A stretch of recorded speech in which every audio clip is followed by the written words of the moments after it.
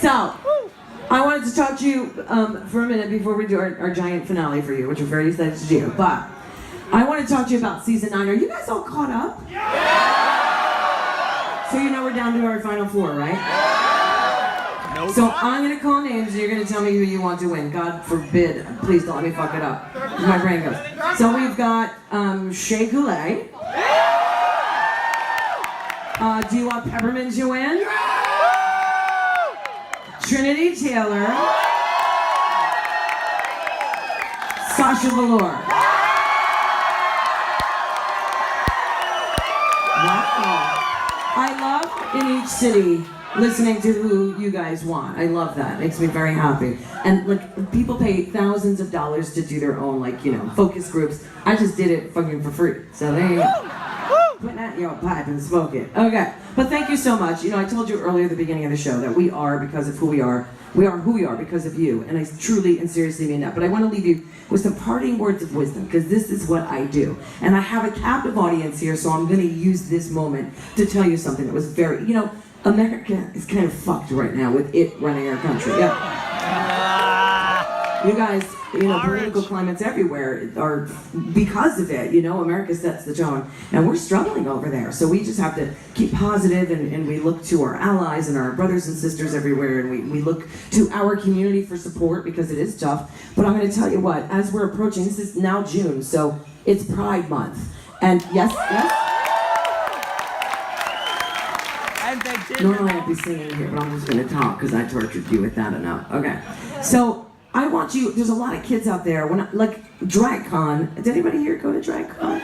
A few of you did, it was amazing and it's life-altering. But what was amazing for me is when I started, doing this with conjunction, not my music, but with Drag Race, I would perform in gay clubs, and that's exactly, were you afraid I was going to hit you?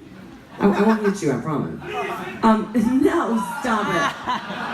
That I would go in gay bars and I'd perform and do my thing, host or whatever, and I noticed the change. And that goes back to what we talked about earlier with the mainstreaming. But it's a beautiful thing when you can go to an event and see parents standing next to their gay or trans or queer kid and standing by their side and introducing them as their child. But what's different is that a lot of the kids don't know why they're able to walk down the street shitting rainbows, unicorns, and glitter, right?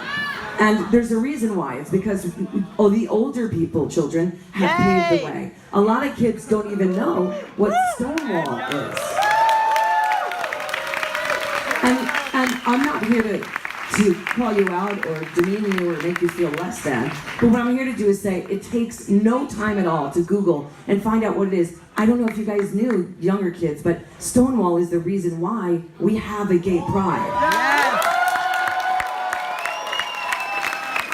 What Stonewall was an uprising. I get chills every time I talk about it because what it was marginalized, mostly trans women and drag queens and people of color that were marginalized and abused so much that they were not going to take it anymore. So when the police came to do their blood money with the mafia or whatever, what was going on there, they said, fuck you, we're not taking it, you are not taking us down. I tell you what, Donald Trump, we are not going back to those days.